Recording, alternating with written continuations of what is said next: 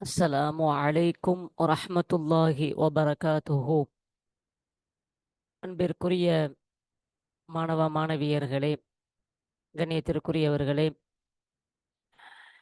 சென்னை யூனிவர்சிட்டியின் அஃதலுல் உலமா கோர்ஸின் 3ஆம் ஆண்டு பாடத்திட்டத்தின் கீழ் இந்த கிதாபு பாட சிலபஸாக வைக்கப்பட்டுள்ளது. இந்த கிதாபு பாட சிலபஸாக வைக்கப்பட்டுள்ளது. இந்த கிதாபை ஜாமிஅத்துர் ரகீப் அல் இஸ்லாமியா என்ற அறக்கட்டளை சார்பாக நாங்கள் பாடமாக தொகுத்து வெளியிடுகின்றோம்.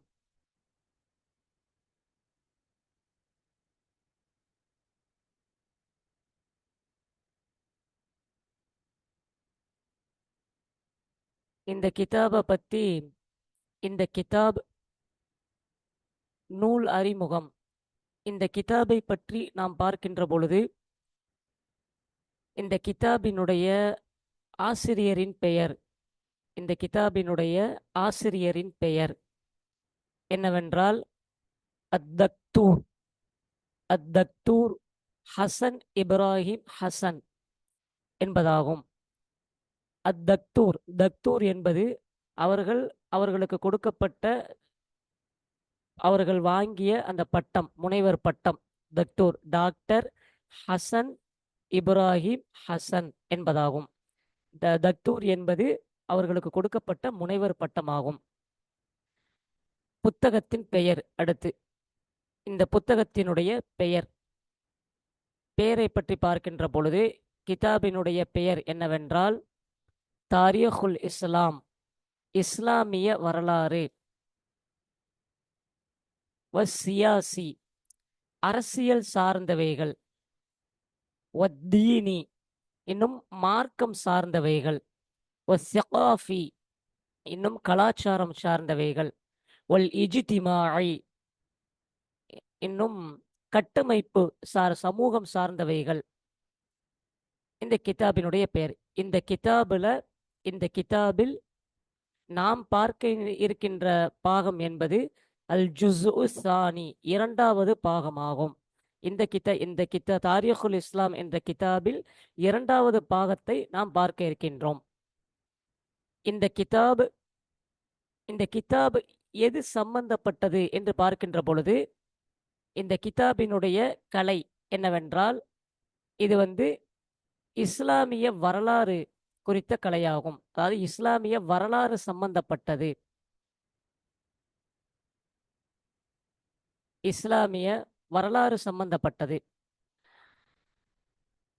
அடுத்து நாம் பார்க்க இருக்கின்றது இந்த புத்தகத்தினுடைய தலைப்புகள். இந்த கிதாபுல எந்தெந்த விஷயங்கள் எல்லாம் அடிப்படையாக சொல்லப்பட்டிருக்கிறது, அதாவது இந்த கிதாபினுடைய உள்ளடக்கம் என்று பார்க்கின்ற பொழுது, இந்த கிதாபினுடைய புத்தகத்தின் தலைப்புகள். இந்த கிதாபுல 3 விஷயங்கள் அடிப்படை.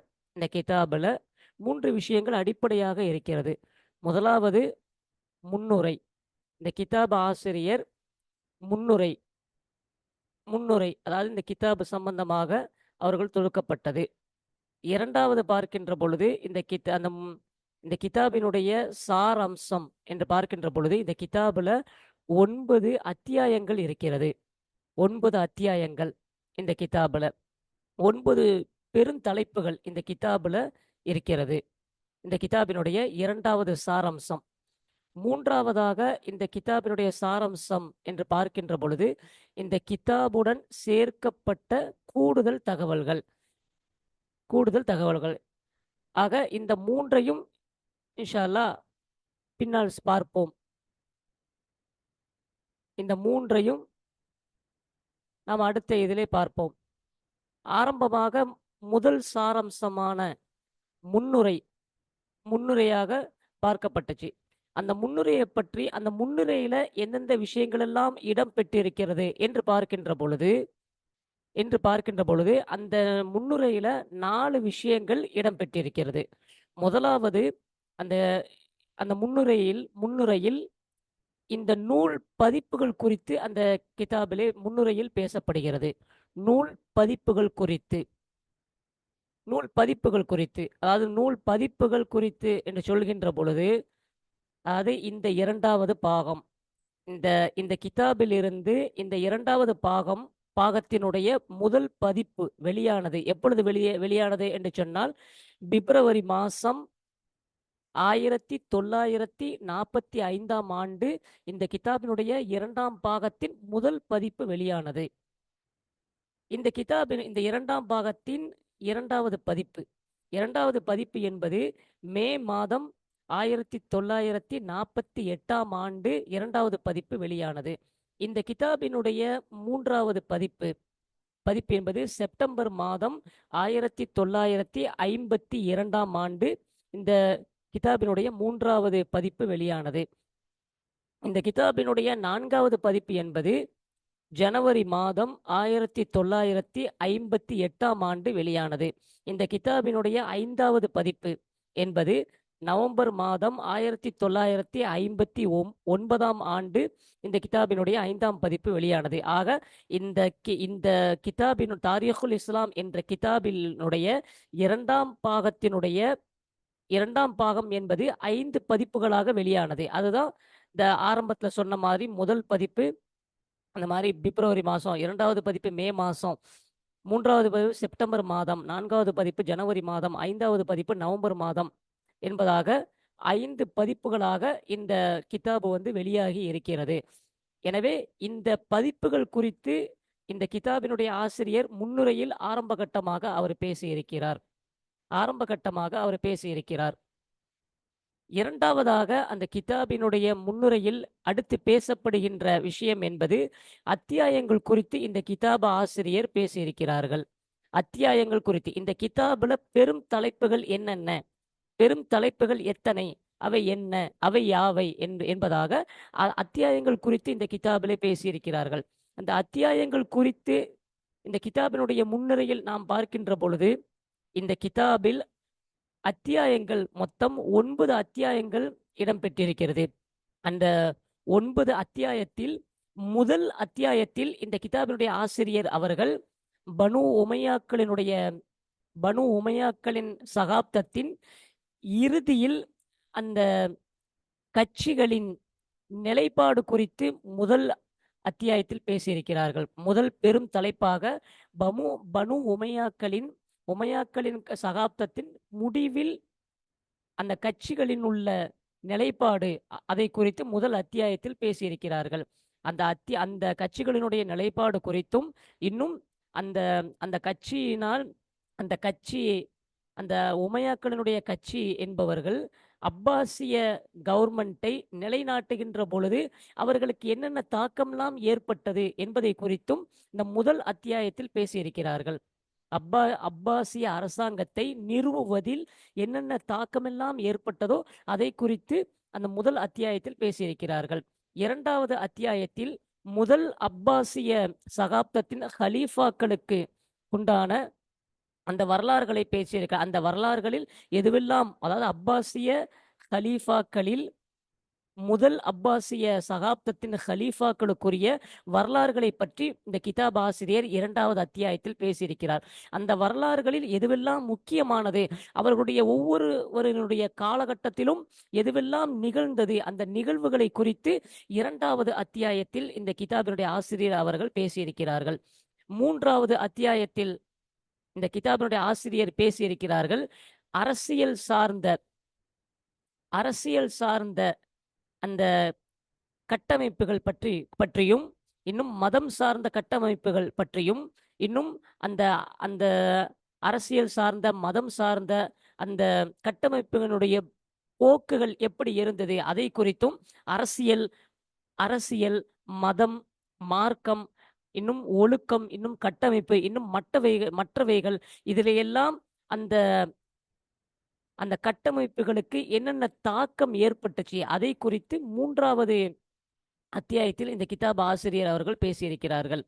நான்காவது அத்தியாயத்தில் அப்பாசிய கவர்மெண்ட், அப்பாசிய அரசாங்கத்திற்குரிய வெளித்தொடர்புகள், அதாவது வெளித்தொடர்புகள் என்னவென்று சொன்னால் மகரிபு தேசத்தோடு, அதே போன்று அந்துலிஸ் தேசத்தோடு, அதே போன்று பிராங்கல் என்கின்ற நாட்டோடு, அதே போன்று எசின்டியூன் என்கின்ற நாட்டோடு, அதே போன்று இந்தியா, இத்தனை நாடுகளோடு அப்பாசிய கவர்மெண்ட்டுக்குரிய வெளித்தொடர்புகள் என்னென்ன என்பதை பற்றி 4வது அத்தியாயத்தில் இந்த கிதாப் ஆசிரியர் அவர்கள் பேசியிருக்கிறார்கள்.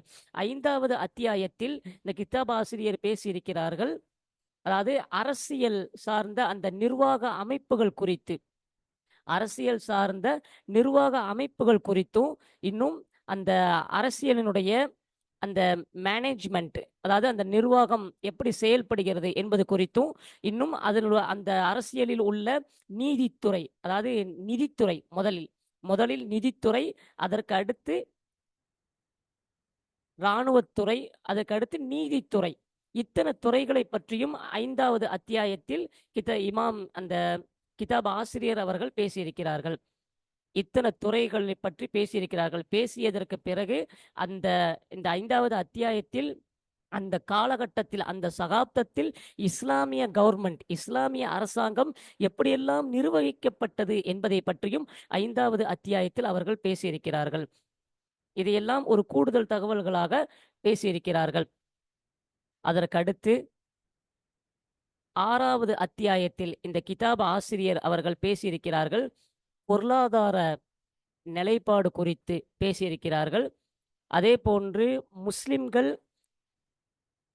எப்படி முன்னேற்றம் அடைந்தார்கள், எந்த விஷயத்தில் முன்னேற்றம் அடைந்தார்கள் என்பது குறித்தும், அதே போன்று விவசாயத்துறை, வணிகத்துறை, வர்த்தகத்துறை, அந்த துறைகளில் முஸ்லிம்கள் எப்படி உயர்வு அடைந்தார்கள், அந்த துறைகளை எப்படி பாதுகாத்தார்கள் என்பது குறித்தும் 6வது அத்தியாயத்தில் இந்த கிதாப் ஆசிரியர் அவர்கள் பேசியிருக்கிறார்கள். 7வது அத்தியாயத்தில் இந்த கிதாப் ஆசிரியர் அவர்கள் கலாச்சார நிலைப்பாடு குறித்து பேசியிருக்கிறார்கள். அந்த கலாச்சாரம் என்பதை பற்றி பார்க்கின்ற பொழுது, அந்த கலாச்சார நிலைப்பாடுகளில், அதாவது நக்லியத்தான கல்விகளை பற்றி பேசியிருக்கிறார்கள். நக்லியத்தான கல்விகளுடைய வகைகள். நக்லியத்தான கல்விகள் அப்படின்னு என்று சொன்னால், அதாவது வாசிக்குதல் என்ற கல்வி, அதாவது குர்ஆனினுடைய விரிவுரை, இன்னும் ஹதீஸ், இன்னும் ஃபிக்ஹ், இன்னும் கொள்கை சார்ந்த கல்வி, இன்னும் இலக்கியம் சார்ந்த கல்வி, இன்னும் இலக்கணம் சார்ந்த கல்வி, இத்தனை கல்விகளுக்கு நக்லியத்தான கல்வி என்பதாக சொல்லப்படும். அந்த கல்விகளை பற்றியும் 7வது அத்தியாயத்தில் கிதாப் ஆசிரியர் அவர்கள் பேசியிருக்கிறார்கள். அதே போன்று அறிவியல் சார்ந்த கல்விகளை பற்றியும் இந்த கிதாப் ஆசிரியர் அவர்கள் பேசியிருக்கிறார்கள். அறிவியல் சார்ந்த கல்விகள், அதாவது அறிவியல் சார்ந்த கல்விகள் என்று பார்க்கின்ற பொழுது பொறியியல் துறை, புவியியல் துறை, இது போன்ற கல்விகளை பற்றி இந்த கிதாப் ஆசிரியர் அவர்கள் கிதாபிலே 7வது அத்தியாயத்தில் பேசியிருக்கிறார்கள்.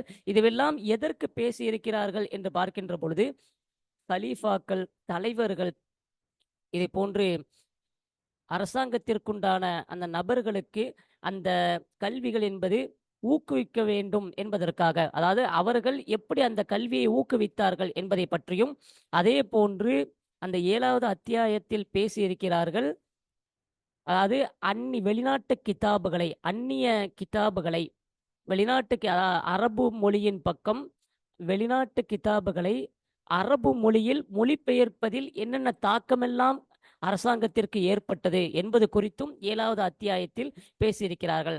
அந்த ஆரம்பத்தில் கலாச்சாரம், கல்வி நிறுவனம் குறித்து பேசியிருப்பது போல, இந்த மாதிரி இதே போன்று வெளிநாட்டு கிதாபுகளை அரபு மொழியின் பக்கம் மொழிபெயர்ப்பு செய்வதில் என்னென்ன தாக்கம் ஏற்பட்டது என்பது குறித்தும் இந்த கிதாப் ஆசிரியர் அவர்கள் பேசியிருக்கிறார்கள் 7வது அத்தியாயத்தில்.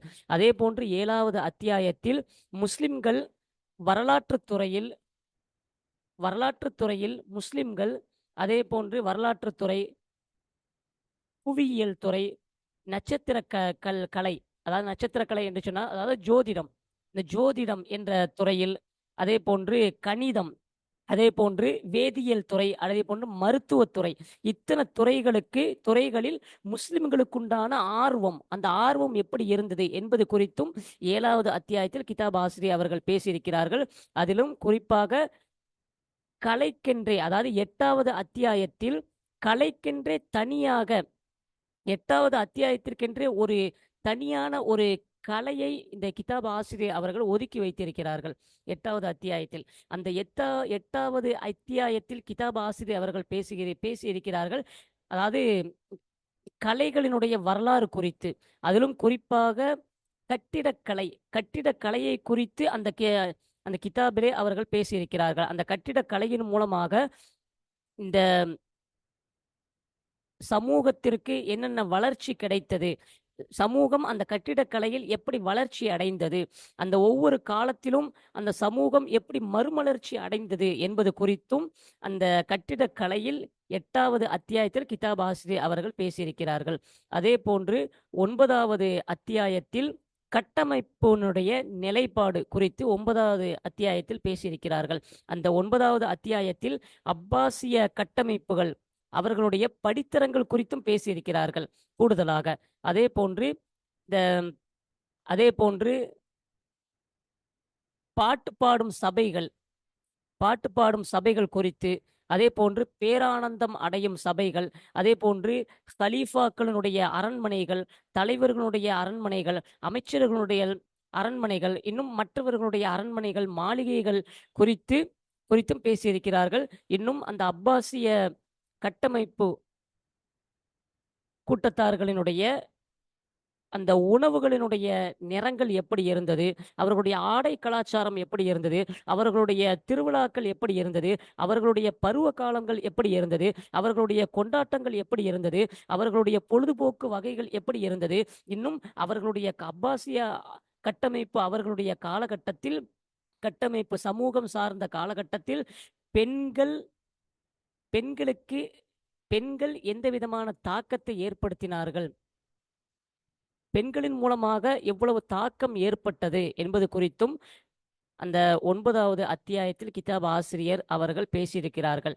ஆக இத்தனை விஷயங்களை அத்தியாயங்கள் குறித்து நாம் ஆரம்பத்திலே சொன்னது போல இந்த கிதாபினுடைய முன்னுரையில் அத்தியாயங்கள் குறித்து இமாம் அவர்கள் பேசியிருக்கிறார்கள் என்று பார்க்கின்ற பொழுது, அத்தியாயங்கள் குறித்து இப்படி 9 விதமான அத்தியாயங்களை பெருந்தலைப்பாக தொகுத்து அந்த 9 அத்தியாயங்களுக்குள் இத்தனை விஷயங்களை கிதாப் ஆசிரியர் அவர்கள் பேசியிருக்கிறார்கள். அடுத்தபடியாக நாம் பார்க்கின்ற பொழுது இந்த கிதாபினுடைய முன்னுரையில் இடம்பெறுகின்ற அடுத்த 3வது விஷயம் என்பது நூல் போங்கு குறித்து பேசியிருக்கிறார்கள். இந்த கிதாப் ஆசிரியர் நூல் போங்கு குறித்து பேசியிருக்கிறார்கள். நூல் போங்கு என்று பார்க்கின்ற பொழுது, அதாவது இந்த கிதாப் ஆசிரியர் முன்னுரையில் கூறுகிறார்கள் என்னவென்று சொன்னால், இந்த தாரிகுல் இஸ்லாம் என்ற கிதாபினுடைய முதல் பாகமும் இன்னும் இந்த கிதாபினுடைய 3வது பாகமும் எந்த அமைப்பில் இந்த கிதாபை அவர்கள் எழுதி தொகுத்தார்களோ அதே அமைப்பில் இந்த தாரிகுல் இஸ்லாம் என்ற கிதாபினுடைய 2வது பாகத்தையும் கிதாப் ஆசிரியர் அவர்கள் தொகுத்திருக்கிறார்கள் என்பதை குறித்து நூல் போங்கு குறித்து பேசியிருக்கிறார்கள். அதே போன்று இந்த காலகட்டத்தில் அதில் கூடுதலாக இந்த காலகட்டத்தில் பல்வேறுபட்ட புறங்களிலிருந்து இந்த கிதாபு ஆசிரியர் ஆய்வு செய்து தொகுத்து இருக்கிறார்கள். அரசியல் சம்பந்தப்பட்ட, மார்க்கம் சம்பந்தப்பட்ட, மதம் சம்பந்தப்பட்ட, இன்னும் கலாச்சாரம், கட்டமைப்புகள் சம்பந்தப்பட்ட இன்னும் ஏராளமான விஷயங்களை இந்த கிதாபிலே அவர்கள் தொகுத்து இருக்கிறார்கள். இதையெல்லாம் அவர்கள் இந்த கிதாபினுடைய போங்கு குறித்து என்கின்ற தலைப்பின் கீழ் அவர்கள் கொண்டு வருகிறார்கள். அதே போன்று அடுத்ததாக நாம் பார்க்கின்ற விஷயம், அந்த கிதாபினுடைய போங்கு குறித்து என்று பார்க்கின்ற பொழுது, அதாவது இதையெல்லாம் சொல்ல வருவதற்கு காரணம் என்னவென்று சொன்னால், அதாவது ஒரு படிக்கக்கூடியவன், இந்த கிதாபை ஒரு படிக்கக்கூடியவன் அவன் பார்த்தால் எப்படி அவனுக்கு தெரியும், அந்த கிதாபினுடைய அடிக்குறிப்புகளில் அந்த கிதாபினுடைய, அதாவது அவனுக்கு அந்த கிதாபினுடைய பிரச்சனைகள், அதாவது அந்த காலகட்டத்தில் நடந்த பிரச்சனைகளை தெளிவாக தெரிந்து கொள்வதற்கு யாரெல்லாம் நாடுகிறார்களோ அவர்களுக்கு தோதுவாக இந்த கிதாப் ஆசிரியர் அவர்கள் தொகுத்திருக்கிறார்கள். எந்த அடிப்படையில் தொகுத்து இருக்கிறார்கள் என்று சொன்னால், அந்த கிதாபினுடைய அந்த அடிப்படை சிறப்பம்சங்களை படித்தரமாக பிரித்து, அதுவும் எந்த படித்தரத்தில் என்று சொன்னால், அதாவது எழுத்தாளர்களுடைய அவர்களுடைய எழுத்தினுடைய கைவண்ணத்தில், இன்னும் அந்த எழுத்தாளர்கள், இந்த மாதிரி வரலாற்று ஆசிரியர்கள் அவர்களுடைய பெயரை இணைத்து அவர்களுடைய கைவண்ணத்திலேயே இந்த கிதாபை அவர்கள் தொகுத்திருக்கிறார்கள். அவர்களுடைய படித்தரத்திலேயே இந்த கிதாபை அவர்கள் தொகுத்திருக்கிறார்கள். இன்னும் அன்றைய அவர்களுடைய அன்றைய காலகட்டத்தில் வாழ்ந்த அந்த வரலாற்று நிகழ்வுகள், இடங்கள், ஆண்கள், பெண்கள், அவர்களுடைய பெயர்கள் அனைத்தையும் உள்ளடக்கும் விதமாக இந்த நூல் போங்கு குறித்து இந்த கிதாபினுடைய ஆசிரியர் அவர்கள் இந்த கிதாபிலே பேசியிருக்கிறார்கள். அதே போன்று இதுவெல்லாம் இந்த நூல் போங்கு குறித்து இந்த கிதாப் ஆசிரியர் அவர்கள் இந்த தலைப்பின் கீழ் பேசியிருக்கிறார்கள். 4வதாக இந்த கிதாபினுடைய முன்னுரையில் இருக்கக்கூடிய இடம்பெற்றிருக்கக்கூடிய விஷயத்தை பற்றி பார்க்கின்ற பொழுது, இந்த முன்னுரையில் இடம்பெற்றிருக்கக்கூடிய விஷயம் நூல் சிறப்பம்சம் குறித்து இந்த கிதாப் ஆசிரியர் அவர்கள் பேசியிருக்கிறார்கள். நூல் சிறப்பம்சம், இந்த நூலுக்கென்றே என்ன சிறப்பம்சம் இருக்கிறது என்பதை பற்றி அந்த கிதாபிலே அவர்கள் பேசியிருக்கிறார்கள். அது என்னவென்று சொன்னால் என்பதை பற்றி நாம் பார்க்கின்ற பொழுது, இந்த தாரிகுல் இஸ்லாம் என்கின்ற இந்த கிதாபை உருது மொழியில் மொழிபெயர்ப்பு செய்யப்பட்டது. அதாவது உருது மொழியில் மொழிபெயர்ப்பு செய்யப்பட்டது. ஏனென்று சொன்னால் உருது மொழி, இந்தோனேசிய மொழி, இன்னும் ஆங்கில மொழி, இப்படி பல்வேறு மொழிகள்ல இந்த கிதாபினுடைய ஈர்ப்பு தாக்கம் அதிகமாக மக்களுக்கு இருந்ததின் காரணமாக இந்த கிதாபை இத்தனை மொழிகளில் மொழிபெயர்ப்பு செய்யப்பட்டது என்பதை இந்த கிதாபினுடைய ஆசிரியர் இதை ஒரு சிறப்பு அம்சமாக இந்த கிதாபினுடைய விஷயத்தை கொண்டு வருகிறார்கள். அதே போன்று இந்த கிதாபினுடைய 4வது பாகத்தினுடைய முதல் பதிப்பை அவர்கள் கொண்டு வருவதற்கு அவர்கள் முயற்சித்த பொழுது அதாவது 4வது பாகத்திற்கு எதிர்பார்ப்பு அதிகமாக இருந்தது. அந்த எதிர்பார்ப்புக்கென்றே, அந்த பதிப்பிற்கென்றே சில நிறுவனங்கள் வந்து உதவி செய்வதற்கு முன் வந்தார்கள். அப்படி அந்த எதிர்பார்ப்பு இருந்ததன் காரணமாக அந்த சிறிது காலத்துக்கு பின்னாடியே நான் அந்த பதிப்பையும் நான் வெளியிடுவதற்கு ஆதரவு வைக்கின்றேன் என்பதாக அந்த கிதாப் ஆசிரியர் இதையெல்லாம் இந்த கிதாபினுடைய 4வது பாகத்திற்கும் எதிர்பார்ப்பு அதிகமாக இருந்தது. அதற்கு உதவி செய்வதற்கும் நிறைய நிறுவனங்கள் முன் வந்தார்கள் என்பதை குறித்து இதை நூலினுடைய சிறப்பு அம்சமாக இந்த கிதாபினுடைய ஆசிரியர் அவர்கள் இந்த கிதாபினுடைய முன்னுரையில் அவர்கள் கொண்டு வருகிறார்கள். இதையெல்லாம் பற்றி ஆக முன்னுரையில் இடம்பெறுகின்ற விஷயம் இந்த 4 விஷயங்கள் தான். நூலினுடைய பதிப்புகள் குறித்து முதல் விஷயம். 2வது விஷயம், அத்தியாயங்கள் குறித்து இமாம் அவர்கள் பேசுகிறார்கள். அதே போன்று நூல் போங்கு குறித்து இமாம் அவர்கள் பேசுகிறார்கள். 4வதாக நூல் சிறப்பு அம்சம் குறித்து இமாம் அவர்கள் பேசுகிறார்கள். இந்த 4 விஷயங்கள் குறித்து இமாம் அவர்கள் பேசுகிறார்கள். அதே போன்று நம்ம ஆரம்பத்துல சொன்ன மாதிரி இந்த கிதாபுல, தாரிகுல் இஸ்லாம் என்ற கிதாபுல 3 விஷயம் அடிப்படையாக இருக்கிறது, சாரம்சமாக இருக்கிறது என்பதை பற்றி நாம் பார்த்திருக்கிறோம். அதாவது முதல்ல இந்த கிதாபுல முன்னுரை அடிப்படை, 2வது அத்தியாயங்கள் குறித்து பேசியிருக்கிறாங்க, 3வதாக கூடுதல் தகவல்கள் அடிப்படை. இந்த 3 விஷயங்களை வச்சுதான் இந்த கிதாப் ஆசிரியர் இந்த கிதாபை தொகுத்து இருக்கிறார்கள். அதனுடைய அடிப்படையில் இதற்கு முன்பதாக நாம் முன்னுரை குறித்து நாம் பார்த்து விட்டோம். அதற்கு அடுத்ததாக நாம் பார்க்கின்ற பொழுது அத்தியாயங்கள் குறித்து மேல பார்த்து விட்டோம். இருந்தாலும் அத்தியாயங்கள் குறித்து இமாம் அவர்கள் என்ன சொல்கிறார்கள்?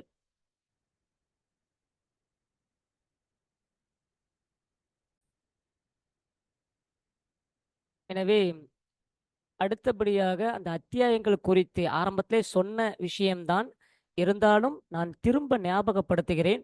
அத்தியாயங்கள் குறித்து இமாம் அவர்கள் பேசியிருக்கிறார்கள். அதாவது அந்த அத்தியாயங்கள் இந்த கிதாபில், தாரிகுல் இஸ்லாம் என்ற கிதாபில் மொத்தம் 9 அத்தியாயங்கள் வருகிறது.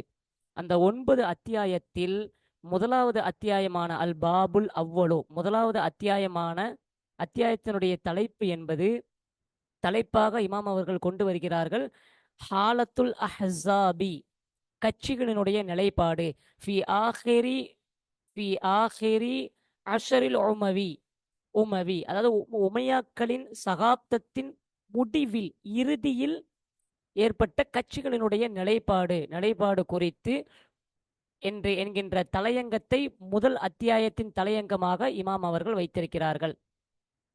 அல் பாபு சானி, இரண்டாவது அத்தியாயம். இரண்டாவது அத்தியாயத்தில் இமாம் அவர்கள் பேசியிருக்கிறார்கள் ஹுலஃபா உல் அஷரில் அப்பாசியில் அவ்வல். ஹுலஃபா உல் அஷரில் அப்பாசியில் அவ்வல், அதாவது முதல் அப்பாசிய சகாப்தத்தின் ஹலீஃபாக்கள் என்பதை தலையங்கமாக வைத்து இரண்டாவது அத்தியாயத்தில் இமாம் அவர்கள் பேசியிருக்கிறார்கள். அல் பாபு சாலிசு, மூன்றாவது அத்தியாயத்தில் அல் ஹரகாத்து சியாசத்து, அரசியல் சமூகங்கள், அரசியல் கட்டமைப்புகள் குறித்தும், ஒத்தீனியத்து, மார்க்கம் சார்ந்த கட்டமைப்புகள், மார்க்கத்தினுடைய கட்டமைப்புகள் குறித்தும் மூன்றாவது அத்தியாயத்தில் பேசியிருக்கிறார்கள். அல் பாபுர் ராபிஉ, நான்காவது அத்தியாயத்தில் தலையங்கமாக அல் இலாகாத்துல் ஹாரிஜியத்து, வெளித்தொடர்புகள் குறித்து நான்காவது அத்தியாயத்தின் தலையங்கமாக வைத்து பேசியிருக்கிறார்கள். அல் பாபுல் ஹாமிசு, ஐந்தாவது அத்தியாயமாக நுலமுல் ஹுக்குமி, அதாவது அரசியல் அந்த நிர்வாக அமைப்புகள் குறித்து ஐந்தாவது தலையங்கமாக வைத்து பேசியிருக்கிறார்கள். அல் பாபு சாதிசு, ஆறாவது அத்தியாயம் அல் ஹாலத்துல் இக்திஷாதியா, அதாவது பொருளாதார நிலைப்பாடு குறித்து ஆறாவது அத்தியாயத்தின் தலையங்கமாக வைத்து பேசியிருக்கிறார்கள்.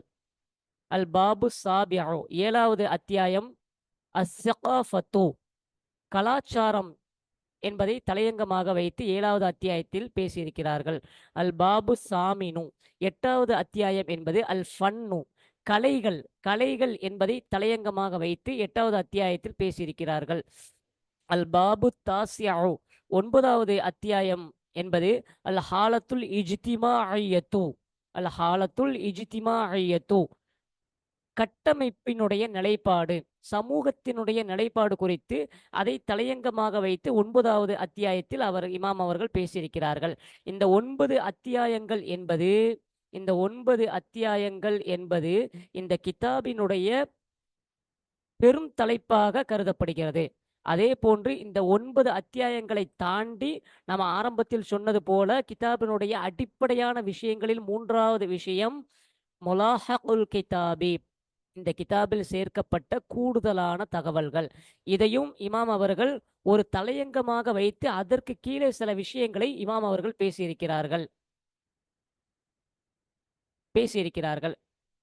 எனவே நாம் ஆரம்பத்தில் சொன்ன அந்த அடிப்படையான இதுவரைக்கும் நாம் பார்த்தது என்பது கிதாபினுடைய அத்தியாயங்கள் குறித்து, அதனுடைய தலையங்கத்தை குறித்து நாம் பார்த்தோம். அதே போன்று அந்த கிதாபினுடைய அடிப்படையான விஷயமான மூன்றாவது விஷயம் சேர்க்கப்பட்ட கூடுதல்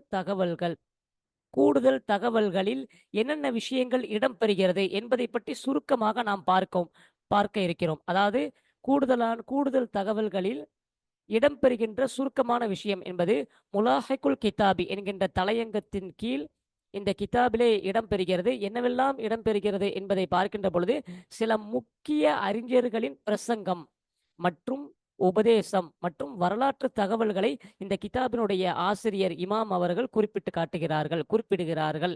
அதாவது இத்தனை விஷயங்கள் தான் இந்த கிதாபிலே தலையங்கமாக வைத்து நடைபெறுகிறது. இந்த கிதாபில் இந்த 3 விஷயங்கள், முன்னுரை, கிதாபினுடைய அத்தியாயங்கள், இந்த கிதாபில் சேர்க்கப்பட்ட கூடுதல் தகவல்கள், இந்த 3 விஷயங்களும் அடிப்படையாக வைத்து இந்த கிதாபிலே முழு கிதாபாக தொகுக்கப்பட்டு இந்த கிதாபிலே பேசப்பட்டு இருக்கிறது. அப்படிப்பட்ட இந்த கிதாபில் நாம் அத்தியாயங்களினுடைய தலைப்புக்கு வருவோம். அந்த அத்தியாயத்தினுடைய தலைப்பில் அல் பாபுல் அவ்வலு, முதலாவது அத்தியாயம் என்பதை பற்றி பார்க்கின்ற பொழுது அந்த முதலாவது அத்தியாயத்தில் ஹாலத்துல் அஹஸாபி என்கின்ற தலையங்கம், ஹாலத்துல் அஹஸாபி ஃபி ஆஹிரில் அஷரில் உமவியி, அதாவது உமையாக்களினுடைய சகாப்தத்தின் இறுதியில் ஏற்பட்ட கட்சிகளினுடைய நிலைப்பாடு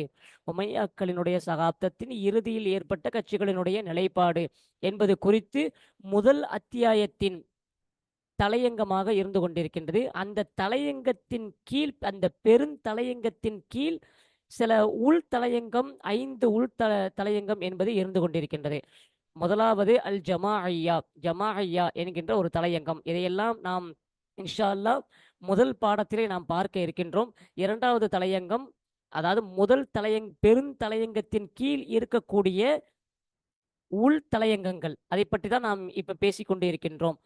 அந்த இரண்டாவது தலையங்கம் என்பது வஷியாத்து, மூன்றாவது தலையங்கம் என்பது ஒல் ஹவாரிஜு, நான்காவது தலையங்கம் என்பது ஒல் முர்ஜி அத்து, ஒல் முர்ஜி அத்து, ஐந்தாவது தலையங்கம் என்பது ஒல் முஅத்தஸிலத்து, ஒல் முஅத்தஸிலத்து. இந்த 5 உள் தலையங்கங்களின் கீழ் நாம் முதல் பாடத்தை பார்க்க இருக்கின்றோம். அதே போன்று அந்த முதல் தலையங்கம், நம்ம ஆரம்பத்தில் சொன்னது போல முதல் அத்தியாயம், இந்த முதல் அத்தியாயத்தில் மொத்தம் 4 தலையங்கள், பெரும் தலையங்கள் இடம்பெறுகிறது.